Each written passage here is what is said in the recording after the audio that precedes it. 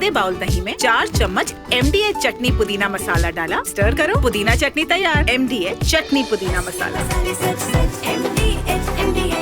When I said India is playing a long game, I mean we are playing a long game. We are a large country, we don't have to respond to anything immediately. We have many ways to deal with situations in the region and around the world, which takes me to what the brilliant intervention of Union Commerce Minister Piyush Goyal at the Berlin Global Dialogue. This particular clip is going viral when he confronts Chris Bryant. Now, Chris Bryant is the British Minister of Trade.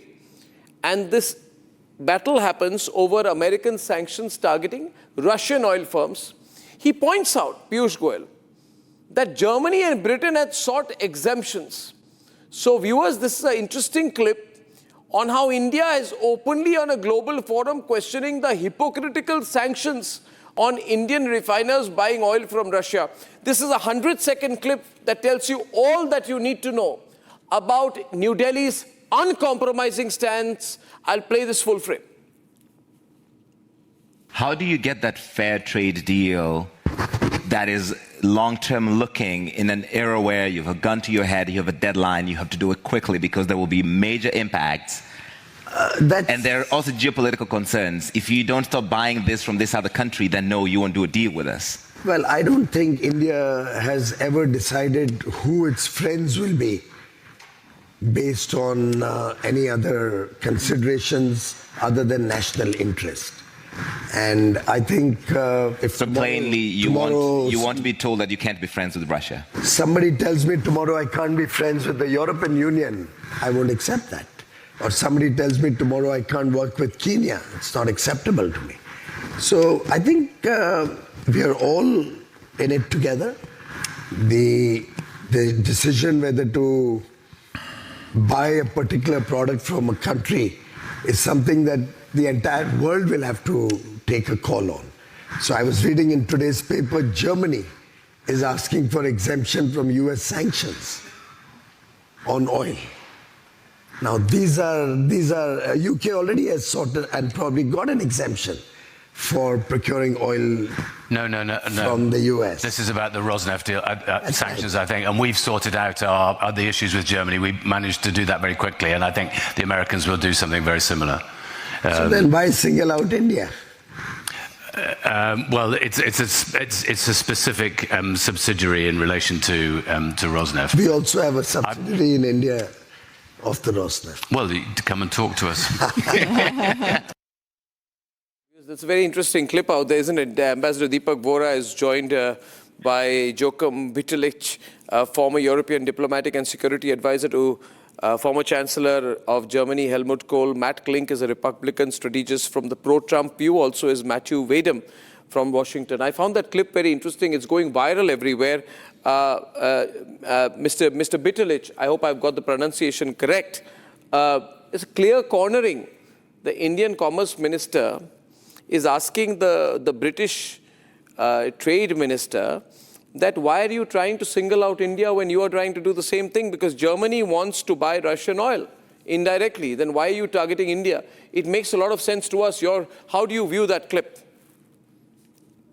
Well, first of all, it's not up to me to defend or to explain a British position. Britain is no more member of the EU, and therefore I will not quote any British decision on this.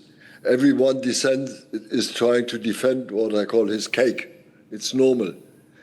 And Germany has been, let's say, purchasing Russian gas for years as the most easy, let's say, way of for German industry, the cheapest. And Germany is step by step reducing it to zero. Gas is zero and oil arrests, and this will be out at latest 2027, I think. That's a very long date. Therefore, I will not compare in any way Britain and Germany insofar. No, what Britain and Germany? I would say Britain and Germany and India. What I call the problem with India today is I understand quite well what the Indian Trade Minister is telling. It's clear. He is defending national interests. It's normal. Others are defending their national interests. And India has come what I call between the fronts, if you want. Between the fronts in, let's say, in an attempt of the Americans, especially, to punish the country who is invading another European country, Russia, who is invading Ukraine. And Mr. Vittel, sorry for the intervention. Is it the same Russia that is invading Ukraine, in your words, which Germany will continue to buy oil from? How come it's okay when Germany you buy their oil? is not continuing to buy oil from Russia. But you just said you will. It has been stopping gas from Russia, and Germany will no more buy oil from Russia. But you are buying gas from Russia. What's the qualitative difference? You are buying gas from Russia. Why are you buying gas from Russia when that have decided to ban this latest 27? Mr. Bittelich, my very clear question is, and I would bring in former Ambassador Deepak Vora, who's joining us from New York on this. You're saying that you're buying gas. You buy Russian gas, the money goes through Rosneft to Russia. That's okay. But India buys oil, that's not okay. And the German government is urgently telling Trump, we want exemption on the sanctions imposed on Russia's Rosneft, which owns 3 refineries in Germany, currently under state administration. So you want to be given the right to buy Russian gas, but we can't have the right to buy Russian oil. I'm not understanding this duality. I'd like Ambassador Deepak Vora's perspective on this. Ambassador Vora. I regret I'm not aware of this demand of exception. The demand of exception has been made by Chancellor Friedrich Merz, who is urgently, as per various reports, including those in the Financial Times, racing, I'm quoting, racing to secure exemptions from American sanctions targeting Rosneft. This has just been published. Okay. Am I on, sir? I can't comment it, as I'm not aware. I do not know this information. No. That was what was being quoted by the Indian minister. Germans are, let's say... That was what was being quoted by Indian Minister Piyush Goyal. Purchases of Russian oil and gas. Okay. Deepak. Sir, can you hear me, sir? Sir, are you able to hear me? Yeah. Yes, yes. Thank you. Well, thank you very much, sir. Always a pleasure to be with you, in particular, on the world's greatest channel. Sir, I just heard my colleague from England express his views, and with due respect, buying defense equipment or energy from Russia, the Russian Federation, is in my national interest as an Indian. Is it your national interest that I should not buy from them? Is it your national interest that Russia should be crushed? Are you scared of them, sir? What's your interest in Ukraine? I just want that war should stop, but you want Russia to be defeated. So all these sanctions, have they helped so far? I'm asking you a question, so I want to be educated. Your Prime Minister was in India not too long ago with a huge business delegation, boasting about how much money Indian companies, 60-odd Indian companies are going to invest in the UK. We have that free trade agreement, which was signed in July, which will be ratified by our parliament by July of 2026. If this kind of behavior you feel will lead to ratification, then I'm afraid, sir, you don't understand modern India. You don't understand the India of 2025. Our Commerce Minister has said very clearly, why this hypocrisy? And why are you singling me out? Why are you putting sanctions on me, sir? You're trying to hurt me for what is happening between Russia and Ukraine? No, sir. No, sir. There is a non sequitur somewhere. There's something that I don't understand. I follow an autonomous foreign policy. You may have not realized this, given the years of British rule in India. Maybe there is a certain element of atavism. He's from Germany, Deepak ji. You're targeting Mr. Bittelich wrongly. He's from Germany, but I think the Americans can respond. All right. My colleague from Germany, forgive me, sir. We love Germany very much. Why are you angry that I'm doing what is in my national interest? Yes. Does that upset you, sir? Yeah, I want Matt Klink or Matthew Vadum to come in on that. Matt Klink, you would like to respond to that? Because I think it was a very clever and timely intervention by the Indian minister. In America, that clip is going viral. There are a lot of people using that clip. of Indian Trade Minister Piyush Goyal to say that Trump is spoiling relations with India without any basis. Matt. Sure. Well, thank you for having me. Yeah. What a lively conversation. Look, India is a proud country. India is going to do what is best in its national interest. And I know this will be shocking to many of my colleagues on this call. America's going to do what's in its national interest as well. I will point out that India is the largest export market to the United States. So you need us more than we need you. And if you want access to our markets, guess what? We can't exact a price for that. That's in America's national interest. But that's exactly the delusional point, signaling Matt. India out? No. Matt, may I just burst that bubble a wee bit? I need to tell you that you don't impact us more than a tiny fraction. You haven't. Don't you realize that our growth figures, please understand, even the IMF, the World Bank, everybody is increasing India's growth figures. Our growth figures, placing it as aggressively the world's fastest growing major economy, have gone up since your threat of sanctions. We don't care. We couldn't care less. As far as a fraction is concerned, it's about 5%. It doesn't matter. 6.7% is what we are growing at. If it doesn't matter, why are we having this conversation? No. Because as you said, you see, the point is, all this pressure is not impacting us at all in terms of a trade deal or tariff conversation, and nothing's changed. But the point is, someone's going to throw the mirror at you saying, why are you talking to the Germans saying it's okay if you buy Russian oil?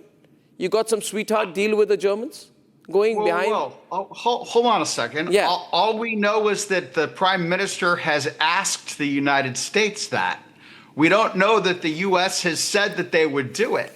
I will tell you this from Donald Trump's perspective, is that the days of U.S. negotiating bad trade deals with the rest of the world are over. And if you say, well, you're insignificant, it doesn't matter to us, I will tell you, I have been on this show 4 or 5 times. Clearly, it does matter, whether it's economic or it's a matter of national pride. It clearly does matter to you. No, Matt, I have 2 responses to you, if I may. I have 2 responses to you, if I may. First point is, it has been reported in the Financial Times, not rebutted by the White House or anyone, that you are talking to the Germans. The German ministry has stated, and I quote, our government is in contact with the relevant authorities in Washington. Washington has not said to the Germans it's impossible. And that's the strange duality about Trump. He appears to be very strong-headed, but he's not. He's completely flexible. Even Matthew Wadham knows that. He's a flexible man who's pretending to be tough. The whole world knows that. We got to deal with him till the midterm elections. The whole world is dealing with him, not negotiating with him. It's dealing with him till the midterms. Matthew, you see, this... Yes, Matthew. I have never denied that President Donald Trump is not flexible. He's very flexible. He thinks of himself as a master deal maker, the author of that great best-selling book, The Art of the Deal. And he likes to wheel and deal every day. And right now, this is what he's doing with India, because he wants to reduce hard currency going to Russia. He wants to hurt Russia's ability to finance its ongoing war in Ukraine. And so he's putting the heat on India and saying, I don't want you buying Russian energy. And, he wants his objective is to get peace, and this is how he's going about. No, but you are giving exemptions to the British and to the Germans, and the German government is seeking the US sanctions exemptions for Rosneft's direct German subsidiaries to safeguard 3 key refineries that supply 20 to 25% of Russian fuel needs and were placed under state trusteeship in 2022 to avoid this kind of supervision.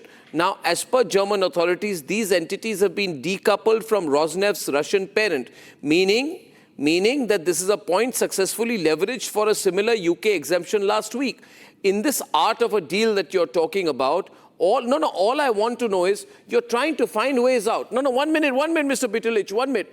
1 minute. You're trying to find ways out to appear to be tough, but be easy with the British, allow the Germans, and then try and wield a stick with the Indians.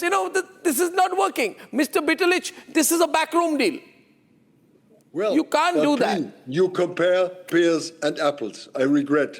I've seen now what VFT is printing today. It's an old story which has been existing from the beginning of all the sanctions.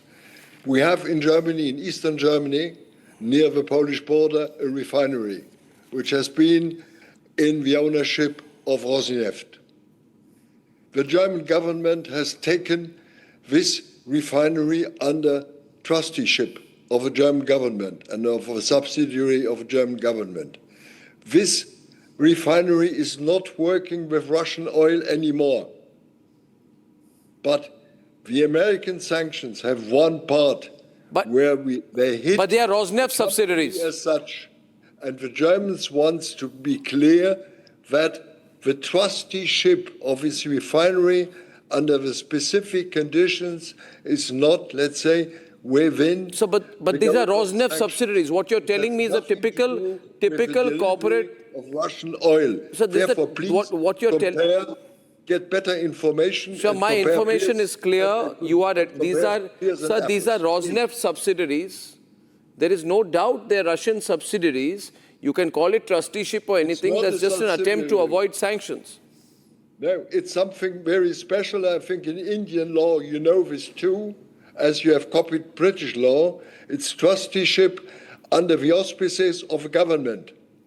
No, it is only attempt to show independent operations to avoid disrupting domestic fuel supplies because of the Ukraine war. It's not a fair comparison at all. But it's a nice and sharp comparison. It's a sharp comparison. No, it's not fair. I regret. Well, I don't know. Far away from fairness. Well, let's agree to disagree, sir. It's another story which is totally different to any other. Please, but you know, the day the European countries say we don't take a drop of Russian oil, this debate will be, it's not fair, sir, to take Russian oil. Which has nothing to do with but it's oil. not fair either, Mr. Pitalich, to directly or indirectly take Russian oil, allow Russian subsidiaries, and then say that India should be blocking out. You stop first. Charity begins at home. Exactly. Charity begins at home. And I understand quite well the Indian situation. You have been, let's say... We'll do it after you. We have a great saying in India. We have a great saying in India, sir. It is called Pehle Aap, which means translates to first you. You do it first, we'll follow you. Well, I have to stop. I regret. Okay, thank you, ladies and gentlemen. Interesting chat. Disagreements. That's all the part of being in news. People agree or disagree. But I'm delighted that India is making a sharp point on the international stage. And viewers, tomorrow we have a fantastic live edition of Legends. And who better is a legend to get in than Harish Salve, a person who means a lot to the entire country, a brilliant and talented lawyer. But more than that, a person with a great heart and a friend of the Republic Media Network. He's going to be live here tomorrow, and you can tune in after about 11:30 to that. See you tomorrow then. Good night and goodbye. Time for a quick breather. Arnab will be right back with the debate. ये है secret recipe MDH का जीरा SIP जल जीरा मसाला। SIP SIP जीरा SIP MDH का जल जीरा सिप।